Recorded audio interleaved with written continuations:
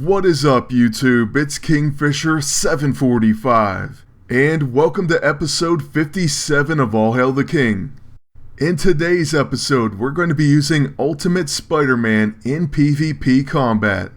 So we have 3 different teams for him, and even though it may not seem like it, there were reasons why we chose these teammates. To find out more about that, check out the corresponding podcast link, and I'll place that in the description below. Now on to the very first team up. One of the most logical teams is to use them with the original Spider-Man, and that's of course because they can both build on each other's webs.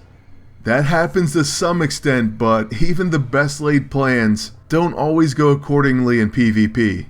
One thing that you will notice that is very consistent is the Relentless Rapier, and I don't mean just how it feels kind of wrong saying that, but instead I'm referring to the amazing damage that this thing dishes out. Consistently.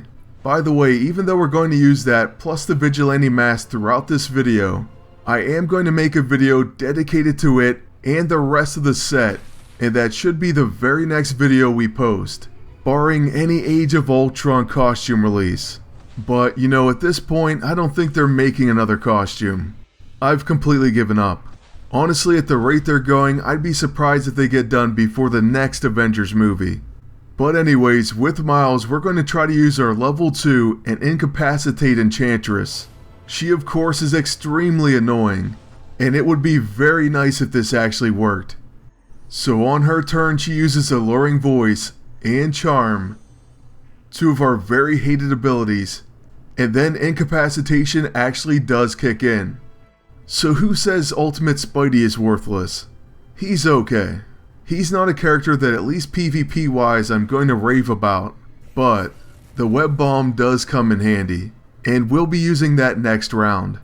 Now this turn with my agent was very scary, but we went for it and we took out Enchantress. So that move paid off, but Spidey didn't like it. After that, the enemy agent's going to use the Blackest Void, and with Black Costume Spidey we're going to use our level 1, and I suppose we'll hit the enemy agent. Or not. But I tell you what, Ultimate Spidey's Cloaking does have a decent chance to proc, and it definitely helps out when Pestilence Beast would have done a big hit on him. Plus we get 2 counters, Ultimate Webbing, and a very weak backstab. After that, we're going to use our level 9 Web Bomb, which oftentimes can be crucial to winning a match. Seriously, an AoE stun, as long as the enemy team isn't immune to stun, can really change the whole flow of a battle. That's why the hotshot used to be so incredible.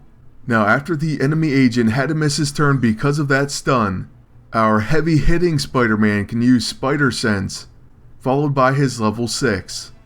The agent's going to protect, so this will knock him out. Now Beast and Miles are going to have to skip their turns, so we can pretty much use the same move to take him down as well. One more web slingshot and that will do it. Now I actually do like the Spider-Man together, and in the future I'm going to use the amazing Spider-Man costume along with Ultimate and or Superior, and I have a few things in mind for that team. But moving on to our second team up, this time we're using Kurth, so it's Ultimate Spider-Man and the Breaker of Stone. Believe it or not, they do have some synergy, and one of the main things is Ultimate Spidey can cause incapacitation, or of course stun with his web bomb, and the Dazing AISO, which goes on Kurth's level 1, causes Stonebreaker to gain Exploit Stun. Anyways, I've explained all this in the podcast, so hopefully you checked it out. Now the Vigilante Mask, in case you didn't know, causes Arachnid set pieces to gain guaranteed crit, guaranteed hit, and increased damage. Then the Rapier gains stealthy with any other set piece, so that means we can bypass protectors and hit whoever we want.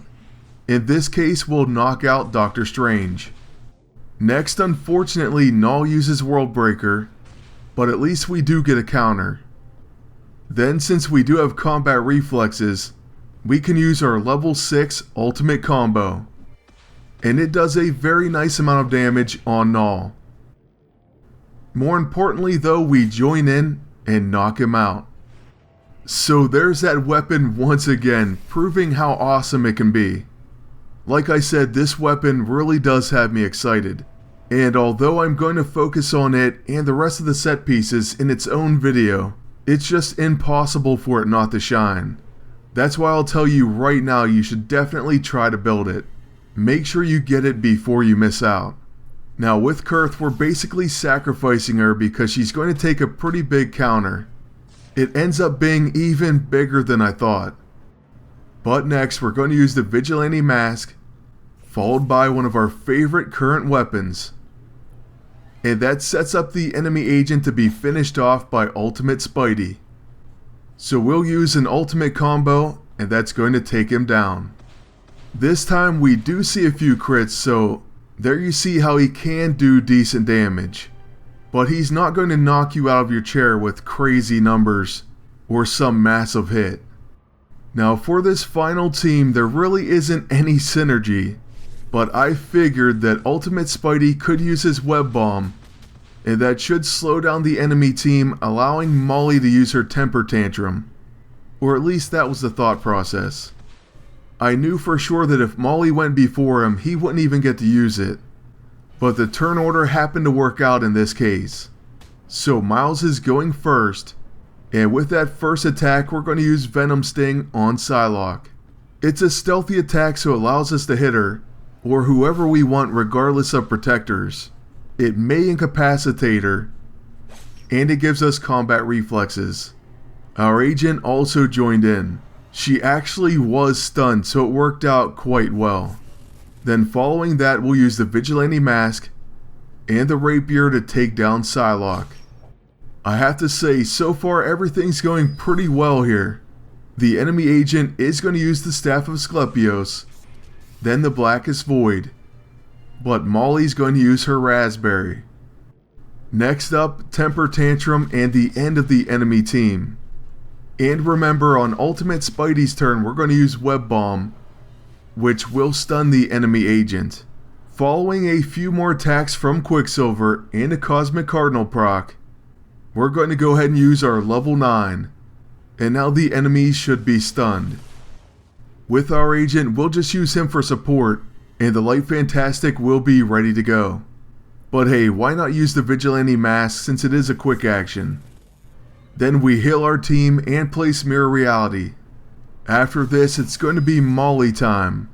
And I imagine you're going to see our agent join in on at least a few of those attacks as well. Which is another reason why you should probably get the Relentless Rapier as soon as you can. I was fortunate to get enough superior tech components to build it. So that was the very first set piece that I built in this Spec Ops. I really didn't use any trick to it, I just did all deploys. And got lucky on a few roulettes. So that would be my advice to everyone, just do the deploys. Hopefully you have a little bit of luck. And any components you may be missing you can buy for 3 gold. I would do that only as a last resort, but don't miss out. As you're seeing here, it can even make a Molly Hayes team up more lethal. As if it needed it. Also, just wait until you see our Relentless Assault team that I'm going to show in that Arachnid set video. It's going to be insane. So stay tuned, make sure you subscribe, please hit that thumbs up, and leave a comment. That's going to be it for this one, but I want to thank you all for watching, and until next time, good luck, and take care.